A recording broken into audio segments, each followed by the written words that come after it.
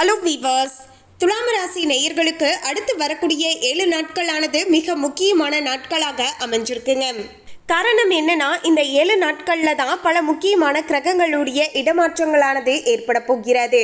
இதன் விளைவாக தான் துலாம் ராசி நேயர்களுடைய வாழ்க்கையிலையுமே எதிர்பார்க்காத சில திருப்பங்களை சந்திக்க போறாங்க. இந்த திருப்பங்களானது துலாம் ராசி நேயர்களுடைய வாழ்க்கையில சாதகமான பலன்களை கொடுக்கக்கூடிய வகையில இருக்க போகிறதா, இல்லை என்றால் ஏதாவது சில பிரச்சனைகளை கொடுக்கக்கூடிய வகையில அமைஞ்சிருக்கா என்பது குறித்த ஒரு ஜோதிட கணிப்புகளை தான் நம்ம தெளிவாக பார்க்க போறோம். பொதுவாகவே அடுத்து என்ன நடக்க போகுது அப்படின்னு தெரியாத ஒரு நிச்சயமற்ற வாழ்க்கையை நம்ம வாழ்ந்து கொண்டு இருக்கின்றோம் என்று சொன்னாலுமே, ஜோதிட ரீதியாக பார்க்கும்போது கிரகங்களுடைய நிலைமையை வைத்து ஆராய்ந்து பார்க்கும்போது நம்முடைய வாழ்க்கையில அடுத்து என்னவெல்லாம் நடக்க போகுது அப்படிங்கிற விஷயத்தை நம்ம ஓரளவுக்கு முன்கூட்டியே தெரிந்து கொள்ளலாம். இதன் மூலமாக நமக்கு ஏற்படக்கூடிய பிரச்சனைகளை தவிர்த்து கொள்வதோடு அதிர்ஷ்டத்தை இன்னும் கொஞ்சம் அதிகமாக பெற்றுக்கொள்வதற்கு இந்த ஒரு ஜோதிட கணிப்புகளானது ரொம்பவே உதவிகரமாக இருக்கும் அப்படின்னே சொல்லலாங்க.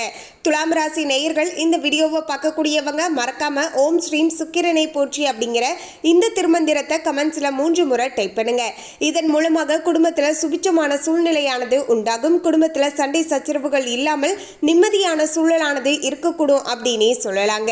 மேலும் துலாம் ராசி நேயர்கள் இந்த வீடியோவை பார்க்கக்கூடியவங்க மறக்காம பார்த்தீங்கன்னா, இந்த கணிப்புகள் அனைத்தும் உங்களுடைய வாழ்க்கையில இந்த 7 நாட்கள் எந்த அளவுக்கு நடந்து இருந்துச்சு, 10க்கு நீங்க எவ்வளோ ரேட்டிங் கொடுப்பீங்க அப்படிங்கிறதையும் இந்த வார இறுதியில் மறக்காம பார்த்தீங்கன்னா நம்மளோட ஷேர் பண்ணிடுங்க. அதுக்கு முன்னாடி இன்னும் நம்ம சேனலை சப்ஸ்கிரைப் பண்ணலன்னா சப்ஸ்கிரைப் பண்ணிடுங்க. அப்படியே பக்கத்தில் இருக்கக்கூடிய பெல் ஐக்கானையும் பிரஸ் பண்ணுங்க. வாங்க வீடியோக்குள்ள போகலாம்.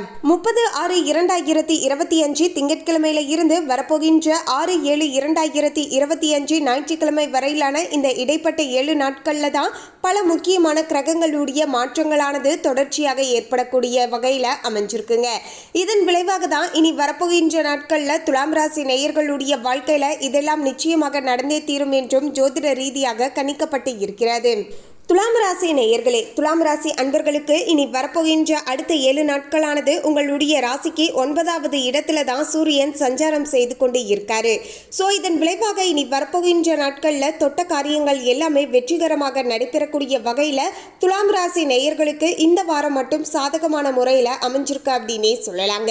பொதுவாகவே ஒவ்வொரு வாரமுமே கிரகங்களுடைய மாற்றங்களை வைத்து தான் பார்த்தீங்கன்னா அந்த வாரத்தில் நமக்கு என்ன மாதிரியான பலன்கள் கிடைக்கும் அப்படின்னு கணிச்சு சொல்லுவாங்க. அந்த வகையில் இந்த வாரத்தில் பார்க்கும்போது நம்ம செய்யக்கூடிய அனைத்து செயல்களிலுமே நமக்கு காரிய வெற்றியானது உண்டாகக்கூடிய வகையில் நிலைமையானது அற்புதமாக அமைஞ்சிருக்கு அப்படின்னே சொல்லலாங்க. கெட்டது செய்ய நினைப்பவர்கள் இந்த நேர காலத்தில் உங்களுக்கு நல்லது செய்ய தூண்டப்படுவார்கள். அந்த அளவிற்கு நிலைமையானது அற்புதமாக அமைஞ்சிருக்கு அப்படின்னே சொல்லலாங்க. சந்திரனுடைய இடப்பெயர்ச்சியானது தொழிலில் ஏற்றத்தை கொண்டு வரக்கூடிய வகையில் அமைஞ்சிருக்குங்க. பொதுவாகவே ஒவ்வொரு வாரமுமே சந்திரனுடைய பெயர்ச்சியானது மிக முக்கியமானதாக பார்க்கப்படுங்க. அந்த வகையில் இந்த வாரத்தை வைத்து பார்க்கும்போது தொழிலில் நல்ல ஒரு ஏற்றத்தையும் மாற்றத்தையும் கொடுக்கக்கூடிய வகையில் சிறப்பாக சந்திரனுடைய இடப்பெயர்ச்சியானது அமைஞ்சிருக்குங்க. துலாம் ராசி நேயர்கள் ரொம்ப நாட்களாகவே பார்த்தீங்கன்னா புதிய தொழில் தொடங்கணும், புதிதாக நான் சில விஷயங்களில் இன்வெஸ்ட்மெண்ட் பண்ணியிருக்கேன், அது தொடர்பான விஷயங்களில் நான் செயல்படணும் அப்படின்னு நினைக்கக்கூடியவங்களுக்கு இப்போது நிலைமையானது சாதகமாக அமைஞ்சிருக்குங்க.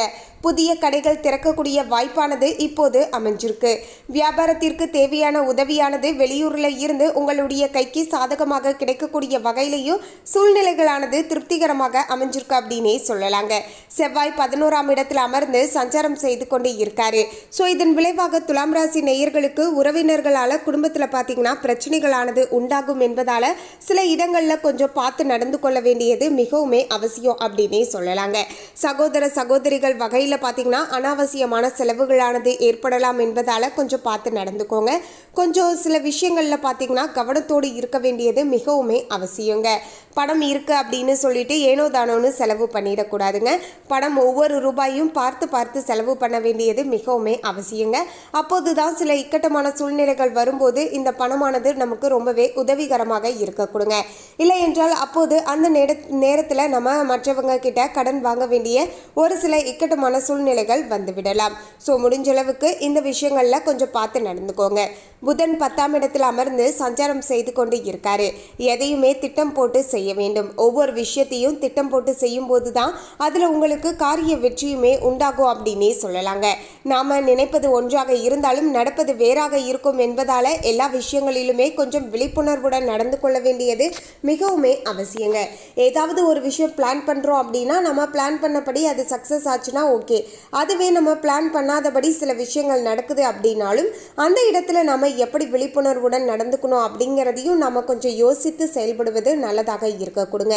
விவசாய தொழிலானது உங்களுக்கு பார்த்தீங்கன்னா விவசாய தொழிலில் அதிகமாக பார்த்தீங்கன்னா ஆர்வத்தோடு நீங்கள் செயல்படுவீர்கள்.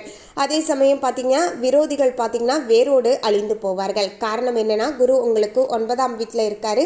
உங்களுடைய விரோதிகள் உங்களுக்கு கெட்டது செய்ய நினைச்சவங்க கூட இப்போது பார்த்தீங்கன்னா உங்களுக்கு நல்லது செய்யணும், அவங்க பாவம், அவங்களுக்கு இனிமேல் எந்த கெடுதலும் செய்யக்கூடாது அப்படின்னு அவங்களுடைய மனமே மாறக்கூடிய அளவில் தான் இப்போது சூழ்நிலைகளானது இருக்குங்க. சுக்கிரன் 6ஆம் இடத்தில் அமர்ந்து சஞ்சாரம் செய்து கொண்டு இருக்காரு. வீட்டில் மங்கள காரியங்களானது நடக்கக்கூடிய வாய்ப்புகளானது இருக்குங்க. ரொம்ப நாட்களாகவே துலாம் ராசி நேயர்கள் வீடுகளில் மங்கள விஷயங்கள் நடக்காதா, அது தொடர்பான விஷயங்களில் நானுமே ட்ரை பண்ணிகிட்டே இருக்கேன். என்னுடைய வீட்டில் பார்த்தீங்கன்னா உதாரணத்துக்கு சொல்லணும்னா என்னுடைய பிள்ளைகளுக்கு திருமணம் செய்து வைக்கணும். அதே போல் பார்த்தீங்கன்னா என்னுடைய பிள்ளைகளுக்கு திருமணமான பிள்ளைகளுக்கு குழந்தை பாக்கியம் கிடைக்காதா அப்படின்னு ஏங்கிட்டு இருக்கேன்.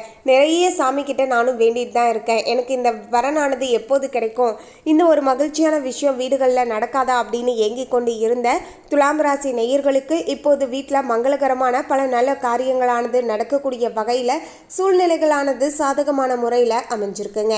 குடும்பத்துடன் சுற்றுலா சென்று வரக்கூடிய யோகமானது இருக்குங்க. குடும்பத்தோடு தரமான நேரத்தை செலவிடுவீர்கள். இதன் மூலமாக பார்த்தீங்கன்னா மனதளவில் மகிழ்ச்சியான சூழலில் இருப்பீங்க அப்படின்னே சொல்லலாங்க. சனி பகவான் 6ஆம் வீட்டில் அமர்ந்து சஞ்சாரம் செய்து கொண்டு இருக்காரு. தாயார் வகையில் சில சிக்கல்களை சந்திக்க நேரிடலாம் என்பதால் கொஞ்சம் பார்த்து நடந்துக்கோங்க. தாயுடைய உடல் ஆரோக்கியத்திலையும் சரிங்க, நீங்கள் கொஞ்சம் கவனமாக இருக்க வேண்டியது மிகவுமே அவசியங்க. அதே போல் பார்த்தீங்கன்னா நீங்கள் ஏதாவது சில விஷயங்கள் சொல்கிறீங்க அப்படின்னா அதை கொஞ்சம் பார்த்து அவங்கக்கிட்ட பக்குவமாக சொல்ல வேண்டுங்க. தேவையில்லாமல் நீங்களுமே கோபத்தோடு அவங்கக்கிட்ட சில விஷயங்கள் சொல்லும்போது அவங்களுமே ஏற்றுக்கொள்ள மாட்டாங்க. இதன் மூலமாக பார்த்தீங்கன்னா இருவருக்கும் இடையே பார்த்தீங்கன்னா நிறைய சிக்கல்களும் கருத்து வேறுபாடுகளும் உண்டாகலாம். ஸோ முடிஞ்ச அளவுக்கு பார்த்தீங்கன்னா சில இடங்களில் விட்டு கொடுத்து அனுசரணையாக நடந்துக்கணுங்க. தாய்மாமன் வீட்டு பிரச்சனையில் தலையிட வேண்டாங்க. நீங்கள் உண்டு உங்களுடைய வேலை உண்டு அப்படின்னு இருப்பது தான் இந்த நேர காலத்தில் உங்களுக்கு நல்லதாக இருக்கக்கூடும். அவங்களே வாலண்டரியாக வந்து உங்ககிட்ட இது போன்ற பிரச்சனைகள் இருக்குது அப்படின்னு சொன்னால் சரிங்கன்னு சொல்லி காது கொடுத்து கேட்டுக்கோங்க. உங்களுடைய ஒப்பீனியன் என்னவோ அதையுமே நீங்கள் ஷேர் பண்ணுங்கள். ஆனால் நீங்கள் வந்து இதுதான் நீ செய்யணும் அப்படின்னு அவங்கக்கிட்ட பார்த்தீங்கன்னா உங்களுடைய கருத்துக்களை பார்த்தீங்கன்னா திணிக்கக்கூடாது. அதே சமயம் பார்த்தீங்கன்னா அவங்களுக்கு உங்களுடைய ஹெல்ப் தேவைப்படலை அப்படிங்கிற இடத்துல போய் நீங்களாக போய் வாலண்டரியாக பார்த்தீங்கன்னா போய் பேச வேண்டாங்க. நீங்கள் நல்ல எண்ணத்தில் தான் பேசுவீங்க, அந்த பிரச்சனையை சால்வ் பண்ணணுன்னு தான் நினச்சி பேசுவீங்க. ஆனால் நீங்கள் பேசக்கூடிய வார்த்தைகள் சில நேரங்களில் தவறாக போய் முடிஞ்சிடலாம். நீங்களே கூட அந்த பிரச்சனையை முழுமையாக புரிந்து கொள்ளாமல் பேசும்போது பார்த்தீங்கன்னா அது நிச்சயமாக தவறாகத்தானே இருக்க செய்யும். ஸோ அதனால் முடிஞ்ச அளவுக்கு பார்த்தீங்கன்னா கொஞ்சம் பார்த்து நடந்துக்கோங்க.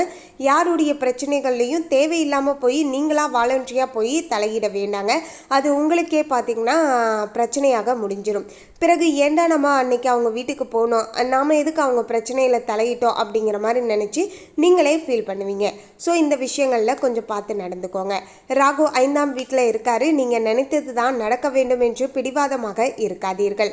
மனைவி பிறந்த வீட்டிற்கு நடையை கட்டிவிடுவார் என்பதால் சில நேரங்களில் பார்த்தீங்கன்னா விட்டு கொடுத்து அனுசரணையாக நடந்து கொள்ள வேண்டியது மிகவுமே அவசியங்க. அதாவது திருமணமான துலாம் ராசி நேயர்கள் பார்த்தீங்கன்னா உங்களுடைய மனைவி கிட்டேயோ இல்லைனா மனைவியாக இருக்கக்கூடியவங்க கணவன்கிட்டயோ ஆக மொத்தம் உங்களுடைய பார்ட்னர்கிட்ட பார்த்தீங்கன்னா சில இடங்களில் விட்டு கொடுத்து போங்க. இதுதான் செய்வேன் அதுதான் செய்வேன் அப்படின்னு ரொம்ப பிடிவாதத்தோடு இருக்காதீங்க. யார் நம்முடைய மனைவி தானே, நம்முடைய கணவர் தானே.